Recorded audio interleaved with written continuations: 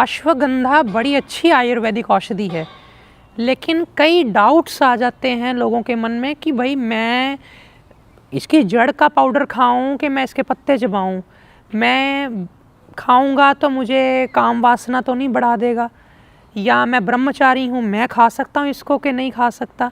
महिलाएं पूछती हैं कई बार, हम महिलाएं खा सकती हैं इसको कि सिर्फ पुरुषों के लिए होता है, और पानी से लें कि दूध से लें, ये कई सवाल हैं, इस पे चर्चा करूँगा।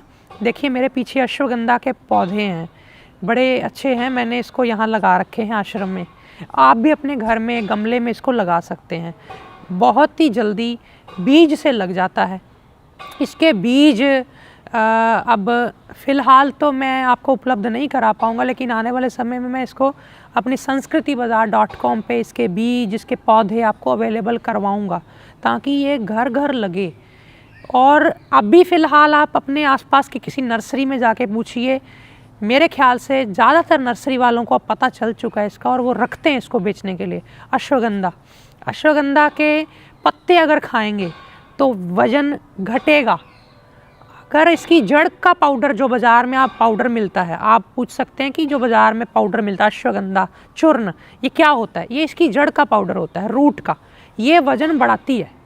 एक ही चीज़ में देखो भगवान ने अलग अलग गुण दिए हुए हैं, जहाँ एक तरफ पत्ते जो हैं वो वज़न को घटाते हैं और दूसरी तरफ उसकी जड़ जो है वज़न को बढ़ाती है। ये परमात्मा की एक कुदरत है।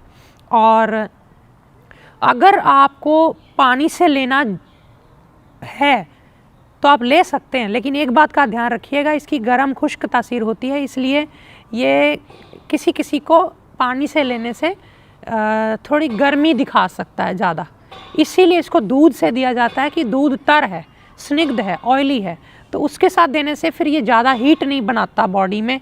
जिनको कफ, नज़ला, जुकाम है वो पानी से ले सकते हैं। जो नॉर्मल व्यक्ति जिसने ताकत के लिए लेना है वो दूध से ही ले। बाकी जिनको दूध से एलर्जी है या कफ, नज़ला, साइनस रहता है वो पानी से भी ले सकते हैं। आप पूछ सकते हैं भी आप क्यों बोल रहे हैं, ये आपको किसने कहा? आयुर्वेद के हिसाब से मैं आपको कह रहा हूँ, मैं गलत ढंग से नहीं कह रहा। और इसके अलावा आपको बता दूँ कि दोनों ही हालतों में, चाहे इसके पत्ते लो या जड़ लो, दोनों ही ताकत तो बढ़ाते ही हैं दोनों ही। मतलब इसको अश्वगंधा ऐसे ही नहीं कहा जाता, इसको जब आप पत्ता तोड़ेंगे ऐसे ऐसे करके मसलेंगे तो उसमें से, जैसे घोड़ा, अश्व घोड़े को ही बोलते हैं ना, तो घोड़े के मूत्र से जैसी स्मेल आती है या उसके मल से, मूत्र से, उसके आसपास रहने से जैसी स्मेल आती है, वैसी ही गंध इसके जो पत्तों से आती है। और ताज़ी जड़ निकालोगे तो उसका रस पिया जा सकता है। सुखा करके अगर जड़ को धो लें, फिर धूप में सुखा लें, फिर वो उसका पाउडर चूर्ण कर लें, वो यूज़ करें तो वो बहुत ज़्यादा अच्छी इफ़ेक्टिव है। काफ़ी समय तक उसको स्टोर करके भी रखा जा सकता है। पानी से, दूध से मैंने बता दिया। महिलाएं ले सकती हैं कि नहीं? महिलाएं भी इसको ले सकती हैं, लेकिन ध्यान रहे महिलाओं के लिए इससे भी बढ़िया जो है शतावरी है, मैं उस पर भी आपको जानकारी दूंगा। लेकिन ऐसा नहीं है कि अश्वगंधा लेना नहीं चाहिए, अश्वगंधा भी उनके लिए अच्छा है। तो क्या करते हैं फिर, अश्वगंधा और शतावर को मिला के दे देते हैं साथ में, थोड़ी उसमें जितनी अश्वगंधा उतनी शतावर, और दोनों के तोल के बराबर मिश्री डाल देते हैं। और इसको मिश्री डाल लेने से अश्वगंधा में, ये अश्वगंधा तल्ख स्वभाव नहीं दिखाता अपना, मतलब फिर ये नरम रहता है, ये सॉफ्ट बिहेव करता है बॉडी के साथ, ये कारण है। और अगर और ज़्यादा सॉफ्ट बिहेव कराना हो इसको कि ये गर्मी ना कर जाए, इससे होंठ ना फट जाए, तो फिर इसमें दूध में घी डाल लो, जिस दूध के साथ आप इसको ले रहे हो, ये है तरीका। और अगर वज़न घटाना है तो इसके 2 पत्ते सुबह, 2 पत्ते शाम को चबा के खा लो खाली पेट, ऊपर से गर्म पानी पी लो। 7-8 दिन खाओ पत्ते, 7-8 दिन बंद, 7-8 दिन खाओ, 7-8 दिन बंद, लगातार नहीं लेने होते, तो उससे फिर वो वज़न टूटता है। मैं आंवला, एलोवेरा, गेहूं का ज्वारा, इस तरह के जो जूसेस होते हैं जिसमें हम गिलोय डलवा के देते हैं, बस उसी में बोलता हूँ कि अश्वगंधा के पत्ते कूट के डाल लो या इसको चबा के ऊपर से वो जूस पी लो, तो उससे काफ़ी अच्छा रिज़ल्ट है।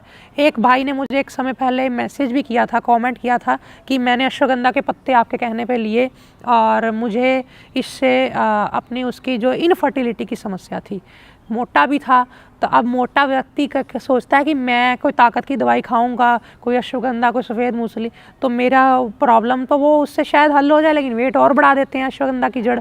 तो क्या करें, उसने पत्ते खाए, चबाए और पत्ते, तो उसने मुझे कहा कि मेरी इनफर्टिलिटी की प्रॉब्लम ठीक हुई है, स्पर्म काउंट बढ़ा है मेरा, भीतर से मैं ताकत महसूस कर रहा हूँ, ऐसा उसने मुझे बताया। और ऐसा कई बताते रहते हैं आकर के।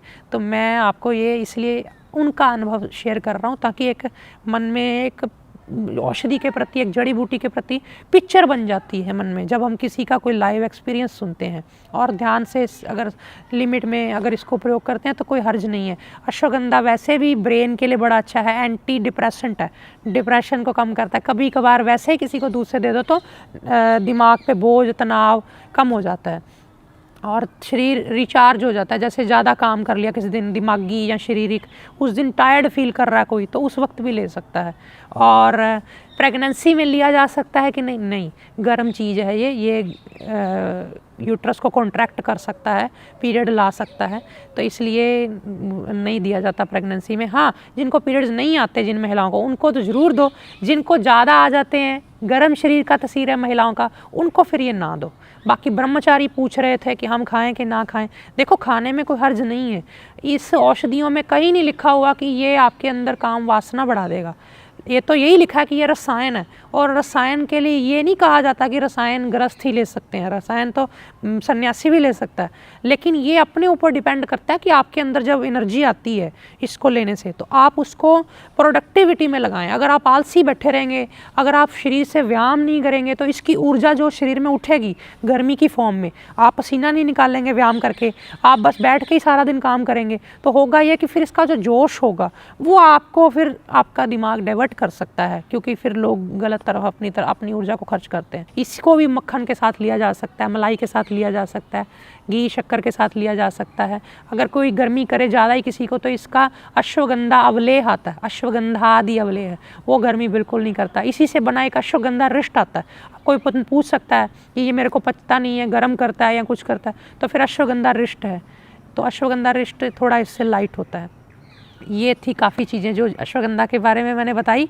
आने वाले समय में मैं और ज़्यादा डिटेल में जानकारियाँ दूंगा इसके ऊपर, क्योंकि मुझे अभी एक वीडियो बना करके खुद को ही सेटिस्फेक्शन नहीं हुआ। मुझे पता है ये काफ़ी नुस्खे हैं इसके, अश्वगंधा के, ऐसे कर लो ये आँखों के लिए काम आ जाएगा, ऐसे कर लो तो इसके लिए काम आ जाएगा, तो ये भी मैं सारे आपको बताऊँगा। आपको ये मेरे कार्यक्रम कैसे लगा या कैसे लगते हैं मेरे कार्यक्रम, ज़रूर बताइए मुझे नीचे। मैं आपके मिले सुझावों से ही आगे अपने कार्यक्रमों को और ज़्यादा बेहतर बनाने की कोशिश करूँगा, और दूसरों को भी इस कार्यक्रम से जोड़िए, ताकि एक शराबी 10 शराबी तैयार कर लेता है, और आप एक जो लोग हैं जिनको अच्छे शौक़ है ऐसी चीज़ें सुनने का, आप सुन रहे हैं, तो आपको और दूसरों को भी ये लगाना चाहिए शौक़, ताकि हम सब एक अवेयरनेस फैले दुनिया में। हम नशों की तरफ ना भागें, हम गलत चीज़ों की तरफ ना भागें, हम अपने आप को एक अच्छी लाइफ जिएँ। नमस्कारम।